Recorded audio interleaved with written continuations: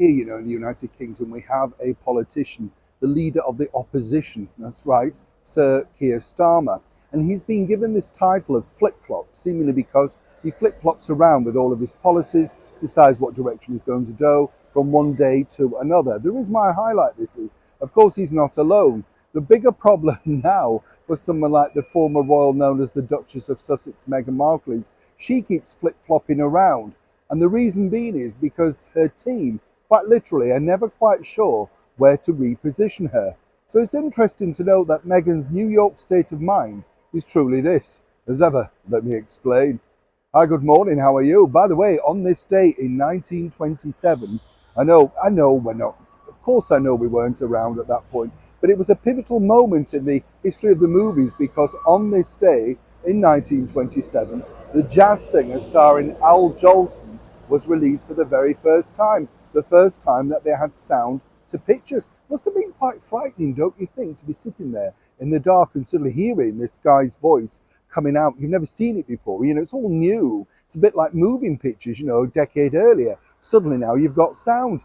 It was a huge success, of course, for Warner Brothers, and more importantly, started yet a brand new craze. Yes, music, sound, words with pictures. Incredible to think. On this day, back as ever though, to your breaking ball story of the day. No, I forgot, let's have a wave. How are you? Yes, I know, I get told off, you see. Now I've got an itch. I know, it's hard. I think it's midgets around this area. We'll leave it there. Hopefully it's not those bed bugs from Paris. Have you read about that?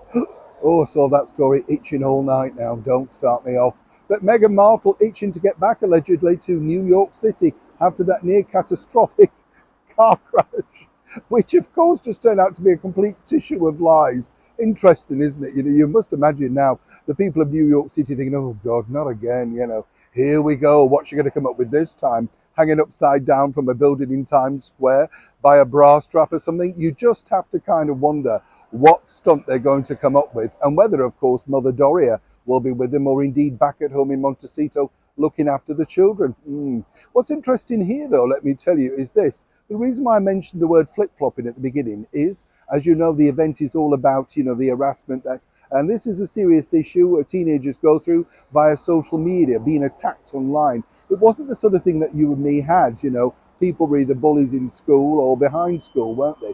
But, you didn't have it fed directly into the palm of your hand. So it is a serious topic. But let me tell you, that's one of the reasons why Meghan has delayed that instant return to Instagram. That's right. Do you remember she was going to be coming back to social media with a bang? Well, you can't trumpet the fact that you're coming back to social media with a bang if you're basically saying behind the scenes, no, we can't talk about that. It's a terrible situation. And as we know, Prince Harry's already stated that social media is toxic, and we told you exclusively that he wasn't very keen about her return. Either way, the return to social media is imminent, but no doubt after this charitable event for Archwell, once of course many people have paid a hefty entrance fee and no doubt made another hefty donation, all in the name of charity. That is Meghan's New York state of mind. New shown in the very heart of London.